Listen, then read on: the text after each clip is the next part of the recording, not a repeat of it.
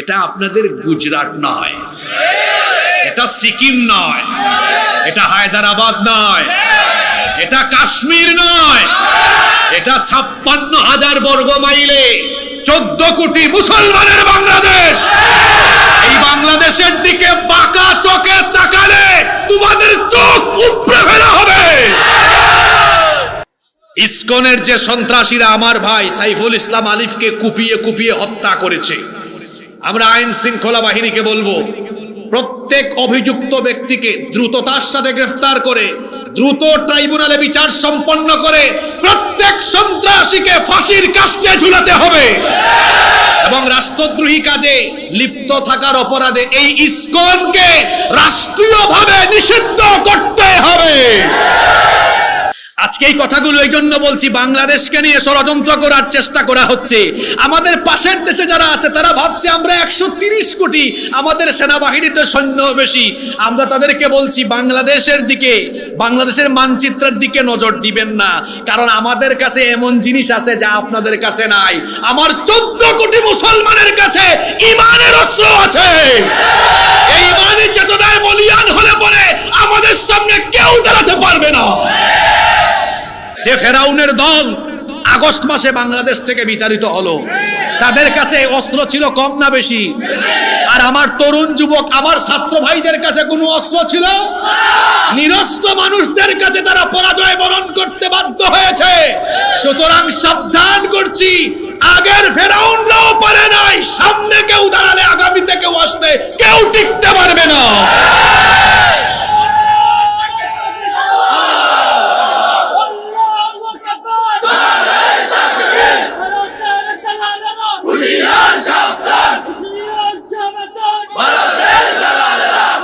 ভারতের পা চাটা গোলামদেরকে হুঁশিয়ার করছি, ভারতের পা চাটা গোলাম আর তাবেদারদেরকে, ইন্ডিয়ান লেসপেন্সারদেরকে আমি সাবধান করছি। আগের ফেরাউনরা আমার ভাইদের বুকে বুলেট গুলি চালিয়েও দমাতে পারে নাই। সুতরাং আমার দেশের মানচিত্র নিয়ে ছিনিমিনি খেলার চেষ্টা করা হলে এর দাঁত ভাঙা জবাব দেওয়া হবে। আপনারা জানেন বর্তমানে বাংলাদেশকে অস্থিতিশীলতার দিকে ঠেলে দেওয়ার জন্য, বাংলাদেশে একটি গৃহযুদ্ধ লাগিয়ে দেওয়ার জন্য দেশের ভেতরের শত্রু আর বাহিরের শক্তি মিলে সম্মিলিতভাবে অপচেষ্টায় লিপ্ত আছে। আপনারা জানেন একটি উগ্রবাদী, জঙ্গিবাদী, চরমপন্থী সংগঠন আমাদের দেশে ইতিমধ্যে দাঙ্গা লাগানোর জন্য উতলা হয়ে উঠেছে। এর নাম হলো ইসকন। তারা মিডিয়ার সামনে এসে বলে আমরা আমাদের দাবি আদায়ের জন্য কাজ করছি। আমি বলি কি, সুখে থাকতে ভূতে কিলায়। এই দেশে হিন্দুরা জামাইয়া ধরে আছে, এরকম থাকবে, কারণ আমরা অন্যান্য ধর্মের ভাই বোনদেরকে সম্মান করি।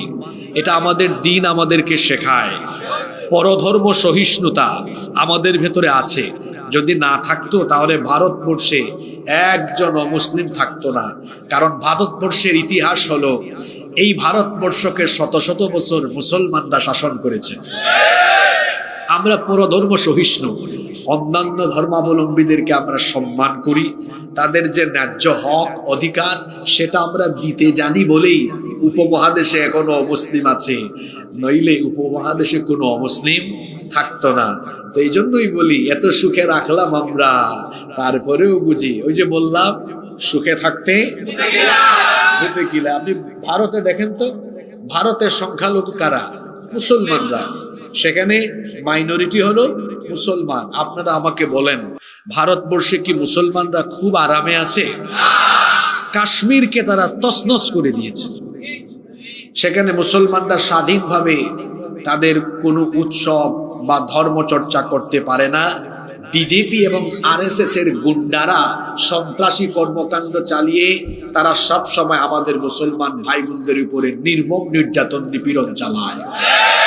এই ৩-৪ দিন আগে তারা আমাদের 4 জন ভাইকে মসজিদের মধ্যে নির্মমভাবে হত্যা করেছে। তারা তাদের মুখে যখন সাম্প্রদায়িকতার কথা বলে, তখন আমরা আফসোস করি আর হাসি, হায় হায় হায়, সন্ত্রাসীর মুখে যখন আপনি ভালো কথা শুনবেন, চোর যখন চুরির বিরুদ্ধে বলবে তখন তো অবাকই লাগবে। নরেন্দ্র মোদী শাসিত বিজেপি সরকারের পররাষ্ট্র মন্ত্রণালয় গত দুদিন আগে বিবৃতি দিয়েছে, চিন্ময় কুমার দাস ব্রহ্মচারী, যে কিনা রাষ্ট্রদ্রোহী মামলায় গ্রেফতার হয়ে এখন জেলখানায় আছে, আর তার অনুসারীরা আবার এক আইনজীবী ভাইকে চট্টগ্রাম কোর্ট প্রাঙ্গণে কুপিয়ে কুপিয়ে নির্মমভাবে হত্যা করেছে। উচিত ছিল আইনজীবীর পক্ষে বিবৃতি দেওয়া, কিন্তু ভারতের পররাষ্ট্র মন্ত্রণালয় আইনজীবীর পক্ষে বিবৃতি না দিয়ে বিবৃতি দিয়েছে একজন সন্ত্রাসী, একজন রাষ্ট্রদ্রোহীর পক্ষে। তারা এই বিবৃতি দিয়ে প্রমাণ করেছে তারা হলো সন্ত্রাসী আর গুন্ডা পান্ডাদের দূষণ। তারা এই ইসকন দিয়ে বাংলাদেশকে অস্থিতিশীল করতে চায়। আমার দাদা বাবুদেরকে আমি বলি, গো ভাই, এটা আপনাদের গুজরাট নয়, এটা সিকিম নয়, এটা হায়দ্রাবাদ নয়, এটা কাশ্মীর নয়, এটা 56,000 বর্গ মাইলে 14 কোটি মুসলমানের বাংলাদেশ। এই বাংলাদেশের দিকে বাঁকা চোখে তাকালে তোমাদের চোখ উপড়ে ফেলা হবে।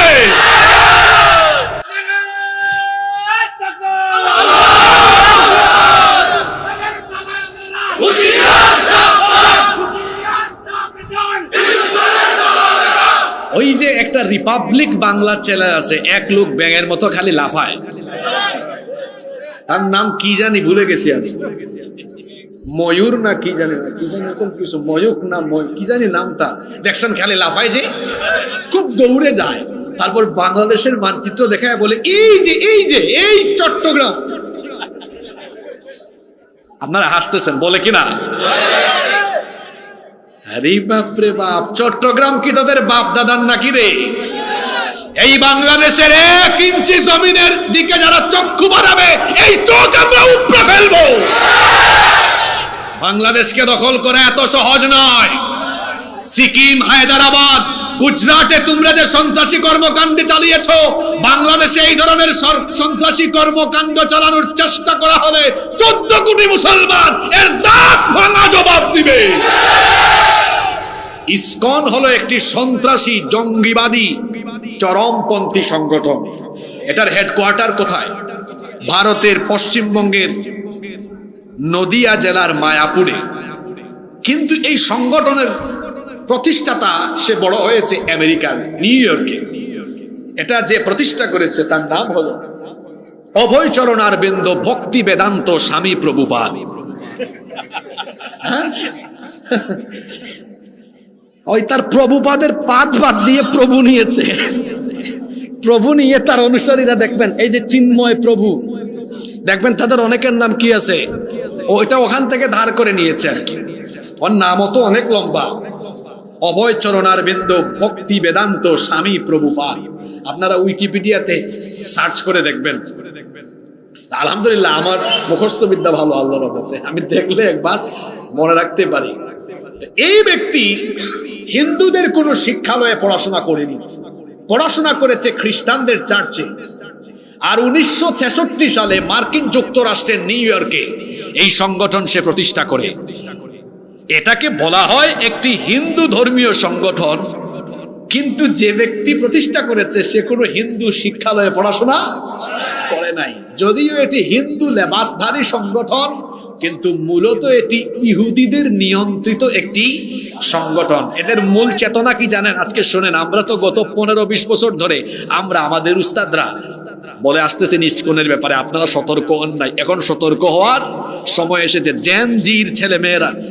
জেনজির ছেলেরা এগুলো বেশি জানতে হবে। এখানে আলফা জেনারেশনও কিছু বসে আছে, এদেরকেও জানতে হবে। এই সংগঠনটি, এদের মূল চেতনা কি জানেন? পৃথিবীকে মুসলমান মুক্ত করো। তাদের কাছে গু হত্যা মহাপাপ, কিন্তু প্রাণী হত্যা, মানুষ হত্যা মহাপুণ্যের কাজ। কথা বুঝেন নাই? ওরা গুজরাটে, তারপরে কাশ্মীরে, ভারতের বিভিন্ন জায়গায় বিভিন্ন সময়ে দাঙ্গা লাগিয়েছে, যখন তাদের পা চাটা গোলামদেরকে আমার দেশের যুবকরা দেশ ছাড়া করেছে, মাথা খারাপ তাদের, মাথা খারাপ। ইসকন দিয়ে দেশটাকে আবার অস্থিতিশীল করার চেষ্টা করেও তারা পারছে না। ওরে বাপ রে বাপ, 3 দিন আগে শুনলাম কলকাতার কয়েক দাদা বাবু বলতেছেন সীমান্ত অবরোধ করে ফেলবো। তো অবরোধ করে ফেল, তাতে আমাদের কি? অবরোধ করে ফেললে আমাদের কি? আমি কথা শেষ করি। অবরোধ করে ফেল, তাতে আমাদের কি? তোদের পণ্যের সবচেয়ে বড় কাস্টমার বাংলাদেশে। বাংলাদেশে তোদের ব্যবসা বাণিজ্য বন্ধ হলে এমনি তোদের টয়লেট নাই, আরো যে কত কিছু হারাবি তুরাই ভালো জানিস। স্যানিটাইজেশন ব্যবস্থা এদের কি না ভালো না, নাই তোদের এমনি টয়লেট। আর উল্টা যদি তোদের ব্যবসা বাণিজ্যের সবচেয়ে বড় কাস্টমার বাংলাদেশ, সেখানে তোদের পণ্য তোরা পাঠালে কি আর না পাঠালে কি? আচ্ছা, আপনাদের এখানে আশেপাশে কোনো বাজার আছে? বাজারের নাম কি? হ্যাঁ, আরে বাবা কি নাম, বক্সগঞ্জ বাজার। ঠিক আছে, বক্সগঞ্জ বাজারে এক দোকানদার আপনাকে পণ্য দেয় না, তো আপনি কি বসে থাকবেন নাকি? আপনি আরেক দোকান থেকে আনবেন, পয়সা থাকলে যে কোনো দোকান থেকে আপনি আনতে পারবেন। কি হুমকি দেয়! আরে বাপরে বাপ, তারা কি আমাদেরকে ভিক্ষা দেয় নাকি? টাকার বিনিময়ে তুমি আমার সাথে বাণিজ্য করো, তো তোমার বাণিজ্য বন্ধ করলে তাতে আমার কি? তুমি যদি বাংলাদেশের সাথে বন্ধুত্বপূর্ণ সম্পর্ক রাখো, আমাদের কোনো অসুবিধা নাই, কিন্তু দাদাগিরি আর প্রভুগিরি যদি দেখাতে আসো, বরদাস্ত করবে না দেশের মানুষ। ইসকনের যে সন্ত্রাসীরা আমার ভাই সাইফুল ইসলাম আলিফকে কুপিয়ে কুপিয়ে হত্যা করেছে, আমরা আইন শৃঙ্খলা বাহিনীকে বলবো, প্রত্যেক অভিযুক্ত ব্যক্তিকে দ্রুততার সাথে গ্রেফতার করে দ্রুত ট্রাইব্যুনালে বিচার সম্পন্ন করে প্রত্যেক সন্ত্রাসীকে ফাঁসির কাস্টে ঝুলাতে হবে এবং রাষ্ট্রদ্রোহী কাজে লিপ্ত থাকার অপরাধে এই ইসকনকে রাষ্ট্রীয়ভাবে নিষিদ্ধ করতে হবে। যুবক ভাইদেরকে বলবো, আপনাদেরকে সচেতন হতে হবে। এই বাংলাদেশ রক্ষায় আপনাদেরকে সচেতন হতে হবে, কারণ স্বাধীনতা অর্জনের চেয়ে স্বাধীনতা রক্ষা করা বড় কঠিন। শহীদ আবু সাইদ, শহীদ মীর মুগ্ধ এবং আরো অন্যান্য শহীদদের তাজা রক্তের উপর দিয়ে আমরা এই ফ্যাসিবাদ মুক্ত, জুলুম মুক্ত বাংলাদেশ পেয়েছি। এই বাংলাদেশ আমরা কারো হাতে, কোনো জালিমের হাতে আর সুপর্দ করব না ইনশাআল্লাহ। আপনাদের কষ্ট হচ্ছে নাকি? অনেকে জায়গা না পেয়ে দাঁড়িয়ে আছেন। আল্লাহ তুমি দেখো, যারা তোমার কোরআনের জন্য এত কষ্ট করে দাঁড়িয়ে আছেন, আল্লাহ তুমি সাক্ষী থেকো, এই কোরআনের মাহফিলে যারা আজকে দাঁড়িয়ে থাকলেন, যারা কষ্ট করে আসলেন, এই মাহফিলকে তুমি কিয়ামতের দিন আমাদের নাজাতের ওসিলা বানিয়ে দিও। আজকে যুবকদের উদ্দেশ্যে বেশ কিছু কথা বলবো, তাই বলে কি আমার চাচারা, আমার বাবারা রাগ করবেন নাকি? আচ্ছা, আমার যুবক ভাইয়েরা, এরা কারা? এরা তো আপনাদের ছেলে, আপনাদের নাতি। এরা যদি ভালো হয়ে যায়, দিনের পথে আসে, এতে আপনারা খুশি না বেজার? সম্মানিত উপস্থিতি, আমার প্রিয় নাঙ্গলকোটবাসী, মানুষের জীবনে 5টি পর্যায় আছে: শিশুকাল, কৈশোরকাল, যৌবনকাল, প্রৌঢ়কাল, মানে আধা বুড়া, আধা পাকে আধা পাকে না, এটাকে বলে প্রৌঢ়কাল, তারপরে বৃদ্ধকাল। এই যে মানুষের জীবনে 5টি কাল আছে: শিশু, কিশোর, যুবক, তারপরে প্রৌঢ়, তারপরে বৃদ্ধ। একেবারে মাঝখানে আছে কোন কাল? যৌবনকাল। কোন কাল? এর আগেও 2টা দুর্বল কাল, পরেও 2টা দুর্বল কাল। এই যৌবনের সময়ে, আচ্ছা, মানুষের শরীরে সবচেয়ে বেশি শক্তি সামর্থ্য থাকে কোন বয়সে? যৌবন বয়সে। এই জন্য যৌবনকালকে কি বলা হয় জানেন?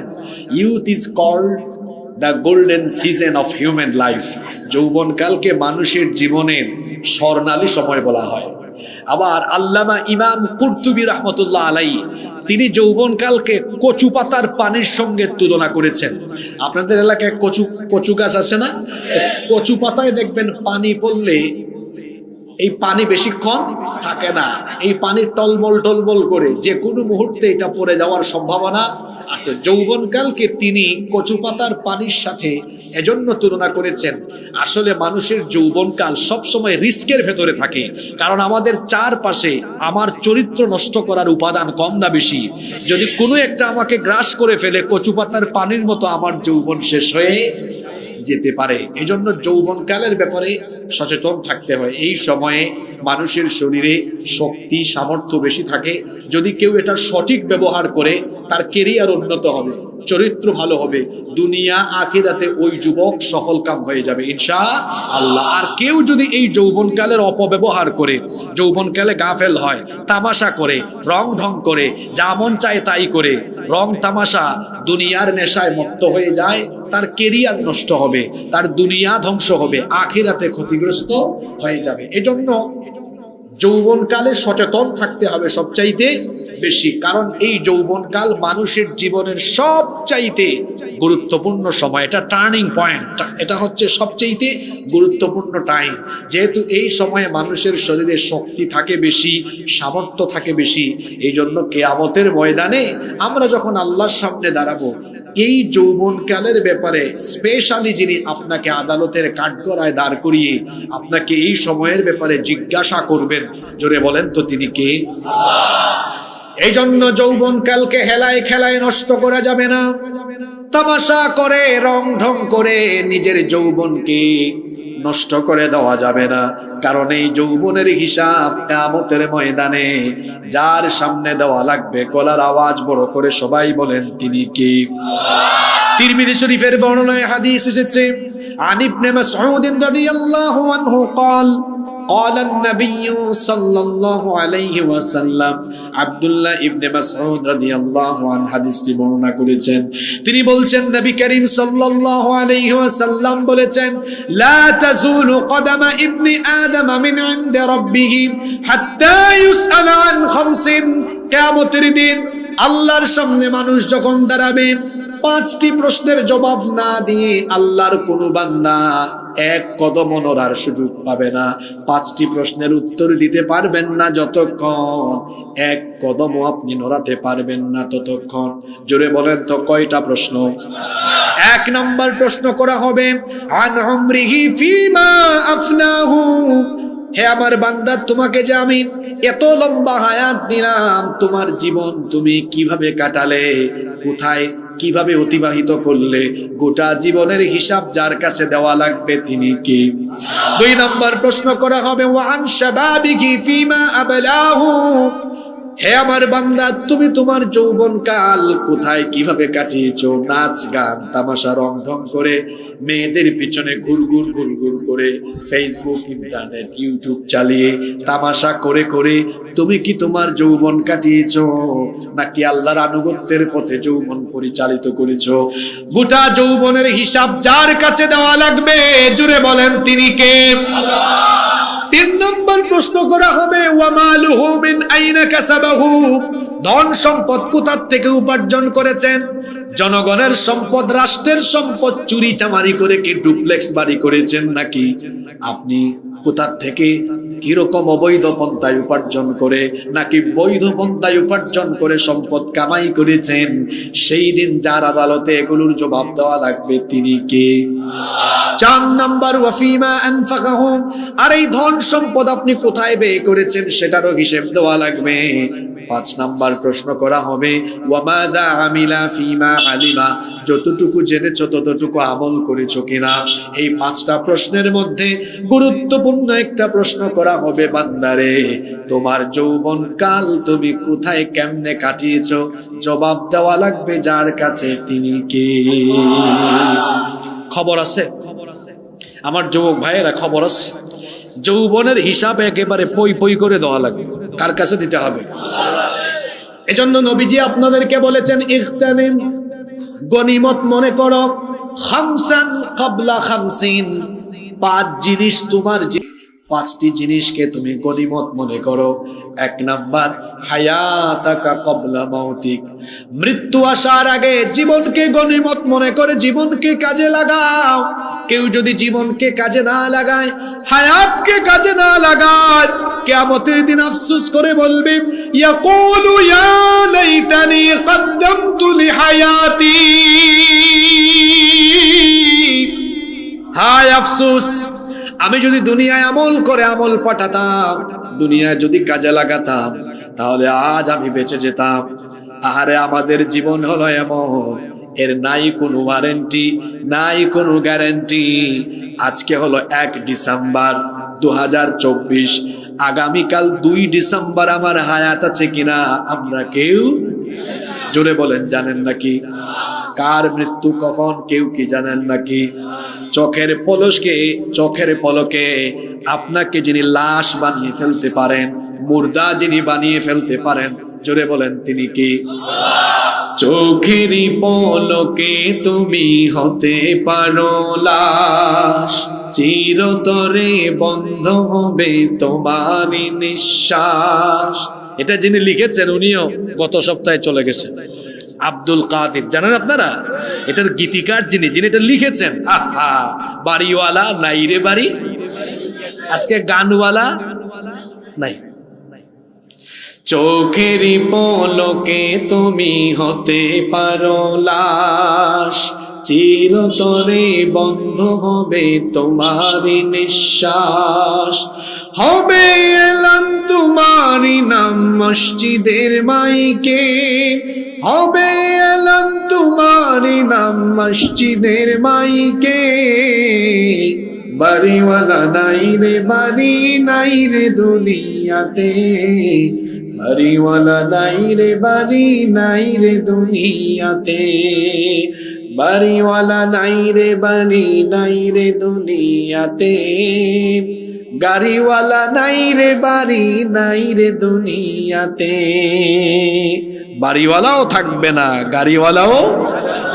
যুবক ভাইরা বলতেছে, হুজুর কে বলছে? আমি তো এখনো মাত্র 18, 19, 20, আমার বয়স এত কম। কি বলেন আপনি? Keep in your mind, there is no serial of death. মৃত্যুর কোনো সিরিয়াল। এই যে গত কিছুদিন আগে আমার বাড়ি তো সিলেটে, আপনারা জানেন, আমার পাশের বাড়ির ছেলে মারা গেল, আমার চেয়ে বয়সে আরো কম। শেষ, চলে গিয়েছে তার দুনিয়ার সফর। কত সুন্দর সুন্দর ছেলেরা মারা যাচ্ছে, ইয়াং বয়সে একেবারে। হায়াতাকা ক্বাবলা মাউতিক, আল্লাহ নবী বলেছেন মরার আগে জীবন কাজে লাগাও, জীবনটাকে গনিমত মনে করো।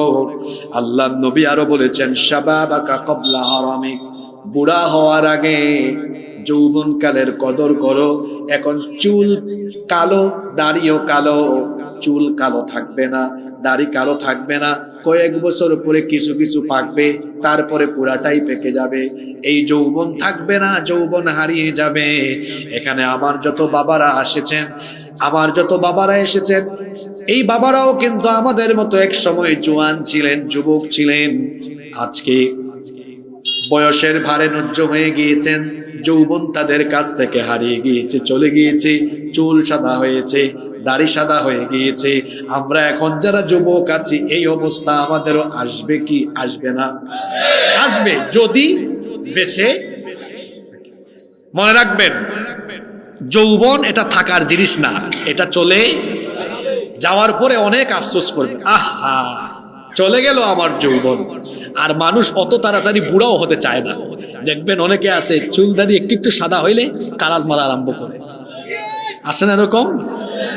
হ্যাঁ, কেউ এটা হারাইতে চায় না। কিন্তু এই যৌবন হারিয়ে যাবে, এই যৌবন ফুরিয়ে যাবে। কেউ এই যৌবন হারাতে চায় না। Nobody wants to lose youth time. যৌবনকে কেউ হারাতে চায়, কিন্তু এটা হারিয়ে যাবে, এটা চলে যাবে। আর যে যৌবন চলে যাবে, কোটি কোটি টাকা দিয়ে আপনি আর এই জীবনের হারিয়ে যাওয়া যৌবনকে ফিরিয়ে আনতে পারবে। তাহলে যৌবন থাকাকালীন যৌবনের কদর করতে হবে। এখন প্রশ্ন হলো যে আমি যৌবনের কদর করব কিভাবে? কিভাবে আমি আমার যৌবনকে কাজে লাগাবো? How to spend your youth time? কিভাবে আপনি আপনার যৌবনকে কাটাবেন? যৌবনকে কেমনে কাজে লাগাবেন? যুবক ভাইয়েরা কি ঘুমিয়ে গেছেন নাকি? আসেন নাকি? তাহলে আল্লাহর রাসূল যে বললেন যৌবন ফুরিয়ে যাওয়ার আগে, যে আমার বয়স 30 হয়ে যাচ্ছে, মনে হচ্ছে যেন সেই দিন ইউনিভার্সিটিতে পড়াশোনা শেষ করলাম, মাস্টার্স শেষ করা প্রায় 7-8 বছর হয়ে যাচ্ছে, মনে হচ্ছে গতকাল পড়াশোনা শেষ করলাম। আহা, জীবন এভাবে চলে যায়, খুব তাড়াতাড়ি চলে যাচ্ছে। এখন যারা কলেজে পড়ছেন, ইউনিভার্সিটিতে পড়ছেন, দেখবেন কয়েকদিন পরে কলেজও শেষ, ইউনিভার্সিটিতেও শেষ। এখানে যাদের বয়স 30-32, মানে আমার সেই মেয়ে আছেন, আপনারা বলেন তো, এই যে আপনার 20 থেকে 30 এই সময়টা খুব দ্রুত চলে গেল না? জোরে বলেন, দ্রুত চলে গেল না? চলে যাবে। যুবক ভাইয়েরা, যৌবন হারানোর আগে যৌবনের কদর করেন। প্রশ্ন হলো, আমি কদর করতে চাই কিন্তু কেমনে করব? যৌবনকে কদর করবেন কিভাবে? শোনেন, যৌবন যিনি দিয়েছেন, আগে বলেন তো দেখি, যৌবন যিনি দিয়েছেন তিনি কে? আরো জোরে বলেন, তিনি কে? Keep in your mind, youth is not a gift given by your leader. যৌবন আপনার নেতার দেওয়া গিফট নয়। যেভাবে অনেক তরুণ যুবক ছেলেদেরকে, চেংরা চেংরা পোলা পায়, পুচকা পুচকা পোলা পায়, এদেরকে দেখি ওই যে নতুন নতুন নেতা হয়, কিছু টাকা পয়সা হয়েছে, এর থেকে টাকা খাওয়ার জন্য এর সামনে মোটরসাইকেল, পিছনে মোটরসাইকেল নিয়ে শোডাউন করে। আমার প্রিয় ভাইদেরকে বলছি, তরুণদেরকে, যুবকদেরকে বলছি, তুমি তরুণ বয়সে, যুবক বয়সে কারো চামচা হয়েও না। কারণ তোমার এই তারুণ্য, এই যৌবন কারো চামচামের জন্য দেওয়া হয় নাই। এই যৌবন আর তারুণ্য দেওয়া হয়েছে আল্লাহর জমিনে আল্লাহর কোরআনের রাজ কায়েমের জন্য। কোন নেতার ব্যক্তিগত সম্পদ, দাঁড়ান, কোন নেতার ব্যক্তিগত সম্পদ হয় না। আশা করি বুঝাতে পেরেছি। পার্সোনালিটি বাড়াও, ব্যক্তিত্ব বাড়াও। তুমি কেন তরমুজালি আর মর্তুজালি, তাও কি কমন পড়ছে নাকি নাম? নাম বলতে আমি বড় ভয় পাই। বিভিন্ন জায়গায় নাম বললে কয়, হুজুর আপনি কামটা কি করলেন, আপনি আমার নাম কেন বললেন? তরমুজালি আর মর্তুজালির চামচা হয়েন না। মর্তুজালি মিলতে পারে, তাই না? এটা বাদ দিয়ে দেই। আচ্ছা, high high high high high, কি বলেন? সভাপতির নাম নাকি? অসুবিধা নেই, আমরা তো আরেকজনের ব্যাপারে বলতেছি, ঠিক কি না? এই জমিনে গুলাম হতে হবে কার? জোরে বলেন, কার? কিভাবে আপনি আপনার যৌবনকে কাজে লাগাবেন? শুনেন, যৌবন যিনি দিয়েছেন সেই যৌবন দাতা মহান রবের জন্য আপনার যৌবন আপনি ওয়াকফ করে দিবেন। অর্থাৎ নিজের যৌবনকে, নিজের জীবনকে জান্নাতের বিনিময়ে যার কাছে বিক্রি করে দিতে হবে, তিনি কে? এটাই আল্লাহ বলছেন, বান্দা শোনো, তুমি ঈমান এনে তোমার জান আর মালকে আমার কাছে সুপর্দ করে আমার সাথে তুমি এই উত্তম ব্যবসা করো, তাহলে আমি তোমাকে কি করব? শোনো, কোরআনে কারীমের 9 নম্বর সূরা, সূরা তাওবা এর 111 নম্বর আয়াতে আল্লাহ বললেন, ইন্নাল্লাহা আশতারা মিনাল মুমিনিনা আনফুসাহুম ওয়া আমওয়ালাহুম বিআন্না লাহুমুল জান্নাহ। নিশ্চয়ই আল্লাহ তাআলা মুমিনদের জান এবং মালকে খরিদ করে নিয়েছেন, কিনে নিয়েছেন। আল্লাহর শব্দ চয়নের নমুনা দেখেন। এখানে আলেমরা বসে আছেন, আল্লাহ ইশতারা শব্দ দিয়েছেন। ইশতারা মানে হলো আল্লাহ কিনে নিয়েছেন। কথা বুঝে থাকলে বলেন তো, আল্লাহ কি মুমিনদের জানমাল কিনবেন না কিনে নিয়েছেন? তাহলে এই কথার অর্থ হলো, মুমিন হতে চাইলে জান এবং মাল আগে আল্লাহর কাছে বিক্রি করতে হবে। যে ব্যক্তি আল্লাহর কাছে তার জান মাল সুপর্দ করতে পারে না, সে কোনোদিনও মুমিন হতে পারে না। What do you mean by selling system? আপনি এই যে বিক্রি করার পদ্ধতিটা আপনি কি বুঝেন? মনে করেন, দেন আপনার ফোনটা হাতে দেন একটু, আমার ফোন তো ব্যাগের ভিতরে, একটু দেন। বিক্রি করা বলতে আপনি কি বুঝেন? এই যে ফোন, আমার ভাইয়ের ফোন, মনে করেন এই মুহূর্তে তিনি আমার কাছে বিক্রি করলেন, আপনি ভয় পাইয়েন না, আপনি বিক্রি করেন নাই, সবাই জানে। তো উনি মনে করেন এই ফোন আমার কাছে বিক্রি করলেন। বিক্রি করার পরে এই ফোন কি এখন উনার ইচ্ছা মতো চলবে না আমার ইচ্ছা মতো চলবে? আমি কিনে ফেলেছি, আমি যেভাবে চাইবো সেভাবে চলবে। তো আল্লাহ মুমিনের ব্যাপারে বলছেন, মুমিন হতে চাইলে জানমাল আগে বিক্রি করতে হবে কার কাছে? তো এই ভাই যদি আমার কাছে ফোন বিক্রি করে তার মতো এই ফোন না চলে, তাহলে আমার জানমাল, আমি মুমিন হতে চাইলে আল্লাহর কাছে বিক্রি করে দেওয়ার পর আমার জানমাল কি আমার ইচ্ছায় পরিচালিত হবে না আল্লাহর ইচ্ছায় পরিচালিত হবে? বাবা গো, কি সুন্দর উত্তর দিলেন। তো আপনার তো জানমাল খরচ হয়, পরিচালিত হয় আল্লাহর ইচ্ছায় না, তাগুতের ইচ্ছায়, বেঈমানের ইচ্ছায়, মুনাফিকের ইচ্ছায়। যে ব্যক্তির জানমাল আল্লাহর পথে পরিচালিত হয় নাই, এই ব্যক্তির নামে ঈমান আলী হলেও কাজে কর্মে বেঈমান আলী। জানমাল বিক্রি করার মানে কি? আমার আল্লাহ যা চাইবেন, যেভাবে চাইবেন আমি সেভাবেই চলি। তাহলে আমার আল্লাহ কি চান? আজান হয়ে গেল, আমার আল্লাহ চান আমি যেন আমার আল্লাহকে সাজদা দেই। এখন আমি যদি আমার আল্লাহর চাওয়া মতো সাজদা না দেই, বুঝতে হবে আমার জান, আমার মালকে আমি আল্লাহর কাছে বিক্রি করতে পারি। ও আমার যুবক ভাইয়েরা, কি করে যৌবনের কদর করতে হবে শুনে নেই। যৌবন বয়সে ইবাদতের মাধ্যমে যৌবন কাটাতে হবে। আর যার গোলামি করতে হবে, জুড়ে বলেন তিনি কে? 5 ওয়াক্ত নামাজ আল্লাহ দিলেন, এই নামাজের ব্যাপারে আমার যুবক ভাইদেরকে সচেতন হতে হবে। কারণ নামাজ হলো মুমিনের সবচেয়ে বড় পরিচয়। আল্লাহর নবী বলেছেন, বাইনাল আবদি ওয়া বাইনাল কুফরি তারকুস সালাহ। আল্লাহর বান্দা আর কাফিরের মধ্যে পার্থক্য হলো নামাজ ছেড়ে দেওয়া। এই জন্য মুমিন নামাজ ছাড়তে পারে না। শয়তান আমাদেরকে নামাজ থেকে দূরে রাখার জন্য সার্বক্ষণিক প্রচেষ্টা চালায়। এই শয়তান কখন হাসে আর কখন কাঁদে শুনেন, হাদিস শরীফ থেকে আপনাদেরকে শোনাচ্ছি। যখন কোনো ব্যক্তি আল্লাহ তাআলাকে সাজদা